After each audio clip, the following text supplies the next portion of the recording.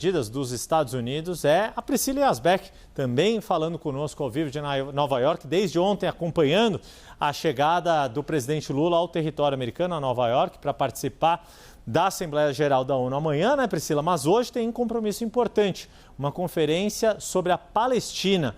O que você nos traz de informações deste primeiro dia inteiro, completo, primeiro dia útil do presidente brasileiro em solo americano? Boa tarde, Priscila. Oi, Yuri. Boa tarde a você, a Débora, a todos que nos acompanham. Muitas informações aqui circulando, muitas notícias importantes. Vou começar falando sobre o que as fontes do governo aqui estão falando sobre essas sanções. Uma delas disse que essas sanções já estavam precificadas e que não foi surpresa nenhuma essas sanções acontecerem, mesmo a véspera do discurso de abertura do presidente Lula durante a Assembleia Geral da ONU. Também há uma forte especulação se o presidente Lula vai subir o tom do seu discurso por causa dessas sanções. E o que uma fonte me disse é que o discurso do presidente Lula pode ser modificado a qualquer instante e vai sendo modificado até o horário do discurso de abertura. E, inclusive, disse que se houver algum tsunami, o presidente Lula vai precisar refletir isso no seu discurso. Ou seja, se houver mais algum anúncio, mais alguma sanção, o presidente Lula vai refletir isso no seu discurso e vai ser contundente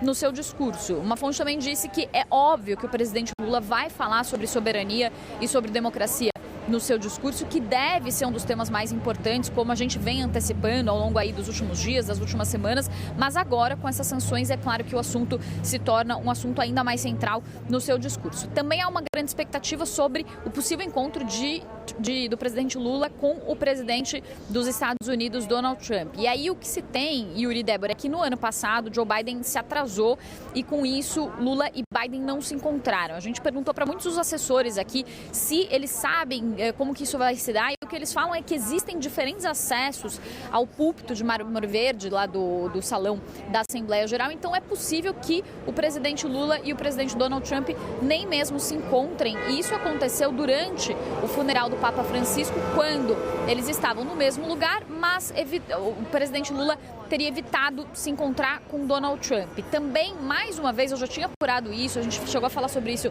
no final de semana, né, Yuri, ao longo dos últimos dias, sobre a possibilidade de um encontro entre Trump e Lula, uma proposta de reunião bilateral. Não houve nenhum tipo de esforço para um encontro do presidente Lula com o presidente Donald Trump. Essa informação, inclusive, foi confirmada agora há pouco com fontes do governo que estão aqui. Eles falaram, não jamais houve qualquer tipo de movimentação por parte do governo americano, também por parte do governo brasileiro. E o que eles falaram é que os canais do Brasil de diplomacia para conversar sobre comércio estão abertos. Eles lembram, inclusive, do momento em que o ministro da Fazenda, Fernando Haddad, teria uma reunião com o secretário do Tesouro, Scott Bessent, e essa reunião foi desmarcada de última hora pelo secretário do Tesouro americano. Então eles falam que os canais do Brasil estão abertos para o diálogo, para conversar com o governo americano, mas diante da recusa do governo americano, essa tentativa não foi reforçada mais uma vez. E uma última informação também ainda sobre essa questão de sanções é que os assessores do presidente Lula falam que,